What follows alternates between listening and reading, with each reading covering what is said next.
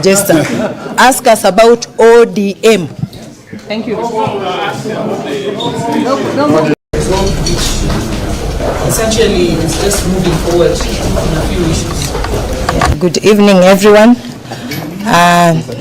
Normally, every way of working, we have met today to just see what else is still unfinished on our side, so we can panel beat a few other things that we might need prior to our special SDC, the Delegates Convention that is coming forth. So literally that's it, because we don't need to preempt what we are going to discuss then, unless you have other questions. We don't need to. Yeah, so let the leader also say something. Members of the press, this is this was a meeting of the National Executive Committee chaired by our party chair, Governor Gladys Wanga. Majorly, we discussed the issue of the National Delegates Conference, which is coming up on 27th of this month. We want to confirm as a party that we are prepared for the conference. Everything has been put into motion. All preparations are being done to make sure that that day happens. And we want to take our party forward, and we want to conclude in that delegates conference all pending matters that the party is supposed to conclude. So the way our Secretary General has said, that was the main agenda of this meeting, chaired by the party chair, and that is the position of the party, and that is what we have deliberated, and that's what we have agreed, that we move on with the NDC on 27th, and we invite all of you to attend, to give us coverage if you can. Yeah. I know even as you plan for the NDC on the 27th, you talked of the agenda. I don't know, in terms of the agenda, do you have an agenda for the NDC? And is it elections part of the agenda that day? Our constitution says you have to give a 21-day notice for the conference. The 21-day notice begins on Friday. So there will be a notice that will be published in the dailies that will show the agenda that we are going to discuss in that meeting. So hold your horse until Friday. Yeah? I'm sure we've discussed about it. Yeah, but why should we tell you if it's going to be published on Friday? Yes, exactly. So you'll find it in the newspapers. Yes. Yeah. Yes.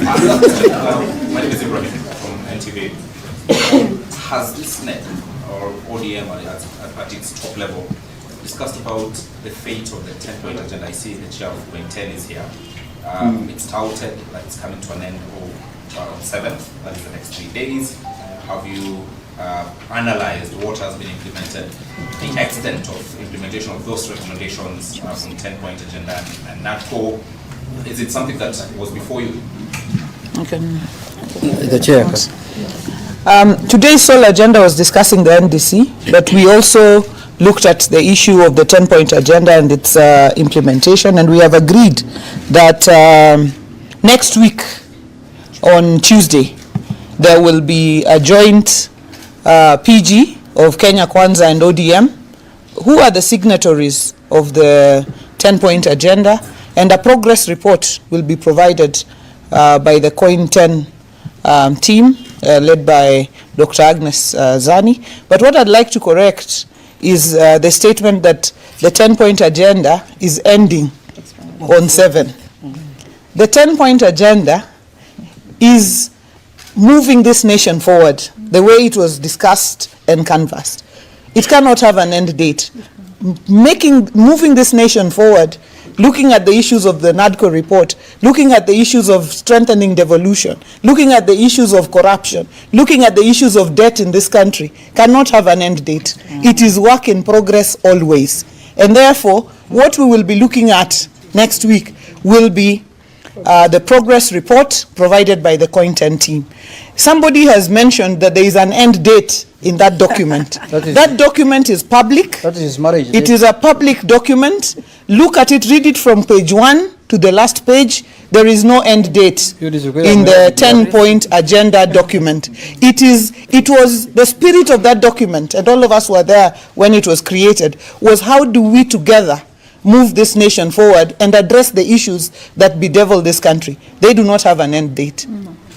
Yesterday, so the other factions together. No, let the chair say something about 10. The other factions you will later. Thank you very much. Thank you very much. The committee overseeing the implementation of the 10-point agenda and NADCO report is actually now ready with the report. As you know, the 7th falls on Saturday. And you also know that this process is driven by the principles of the two political parties, UDA and ODM, for which a date has to be given for the presentation of the report. And we stand guided. Now, that document in terms of the TORs was very, very clear. Several reports were to be given from the time when we were instituted from the 6th of August. The first report was in October. There was another one on the 6th of December. There was another one on the 6th of February, where we have been explaining to our principals exactly what we're doing and having deliberations with them.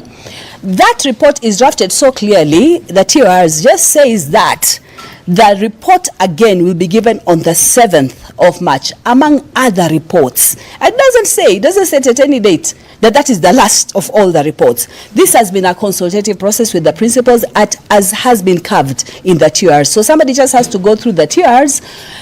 That 7th March coincides with the signing of the MOU. It's the anniversary bit of it that is stressed in that TOR along that particular establishment statement for the committee overseeing the implementation of the 10-point agenda and the NADCO report. Thank you. Thank you. Madam Chair, my name is Stanley from Citizen TV.